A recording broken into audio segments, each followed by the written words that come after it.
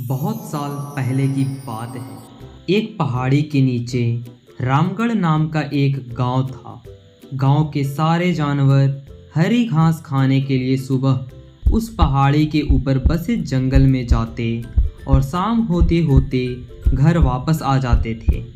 हर दिन की तरह लक्ष्मी नाम की एक गाय अन्य गायों के साथ उसी पहाड़ी के जंगल में घास खाने के लिए गई थी। वह हरी घास खाने में इतना ज़्यादा प्रसन्न थी कि वह कब एक शेर की गुफा के पास पहुंच गई उसे पता ही नहीं चला। शेर अपनी गुफा में सो रहा था और वह पिछले 2 दिनों से भूखा भी था। जैसे ही लक्ष्मी शेर की गुफा के पास पहुंची, गाय की खुशबू से शेर की नींद खुल गई। वह धीरे धीरे गुफा के बाहर आया और गुफा के बाहर गाय देखकर बहुत ही ज़्यादा खुश हो गया। शेर ने मन ही मन सोचा कि आज उसकी 2 दिनों की भूख मिट जाएगी। वह इस तंदुरुस्त गाय का ताज़ा मांस खाएगा और यह सोचकर उसने एक तेज दहाड़ लगाई।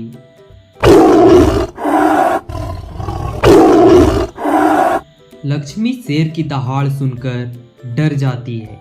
जब वह अपने आसपास देखती है तो दूर दूर तक वहाँ उसे कोई भी दूसरी गाय नहीं दिखती है। जब वह हिम्मत करके पीछे मुड़ी तो उसके सामने शेर खड़ा हुआ दिखाई दिया। जब शेर ने लक्ष्मी को देखकर फिर से दहाड़ लगाई और लक्ष्मी से कहा, मुझे 2 दिनों से कोई शिकार नहीं मिला था। मैं भूखा था, शायद इसीलिए भगवान ने मेरे पेट भरने के लिए मुझे तेरे यहाँ पर भोजन भेजा है। आज मैं तुझे खाकर अपनी भूख मिटाऊंगा। शेर की यह बात सुनकर लक्ष्मी डर जाती है। वह रोते हुए शेर से कहती है, मुझे जाने दो, मुझे मत खाओ।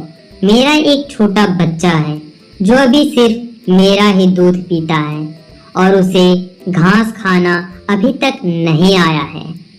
लक्ष्मी की बात सुनकर शेर हंसते हुए कहता है, तो क्या मैं अपने हाथ में आए शिकार को ऐसे ही जाने दूं? मैं तो आज तुझे खाकर अपनी 2 दिनों की भूख मिटाऊंगा। शेर के ऐसा कहने पर लक्ष्मी उसके सामने रोने लगी और विनती करते हुए कहती है कि आज मुझे जाने दो।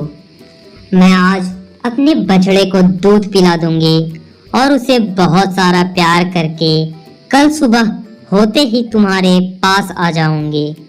फिर तुम मुझे खा लेना और अपना भूखा पेट भी भर लेना। शेर लक्ष्मी की बात मान जाता है और धमकी देते हुए कहता है कि अगर कल तुम नहीं आई तो मैं तेरे गांव आऊंगा, फिर तुझे और तेरे बेटे दोनों को खा जाऊंगा। लक्ष्मी शेर की यह बात सुनकर खुश हो जाती है और शेर को अपना वचन देकर गांव वापस चली जाती है।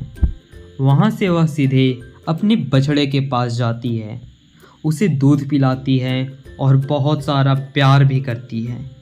फिर बछड़े को शेर के साथ हुई घटना बताती है और कहती है कि उसे अब अपना ख्याल खुद ही रखना होगा। वह कल सुबह होते ही अपना वचन पूरा करने के लिए शेर के पास चली जाएगी। अपनी माँ की बात सुनकर बछड़ा रोने लगा। दूसरे दिन सुबह होते ही लक्ष्मी जंगल की तरफ निकल जाती है और शेर की गुफा के सामने पहुंचकर शेर से कहती है, अपने वचन के अनुसार मैं तुम्हारे पास आ गई हूँ। अब तुम मुझे खा सकते हो। गाय की आवाज़ सुनकर शेर अपनी गुफा से बाहर निकलकर आता है और भगवान के रूप में प्रकट होते हैं। वह लक्ष्मी से कहते हैं, मैं तो बस तुम्हारी परीक्षा ले रहा था। तुम अपने वचन की पक्की हो। मैं इससे बहुत प्रसन्न हुई।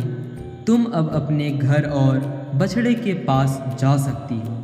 इसके बाद वे उस गाय को गौ माता होने का वरदान भी देती हैं और उसी दिनों के बाद सभी लोग गायों को गौ माता कहना शुरू कर देती हैं।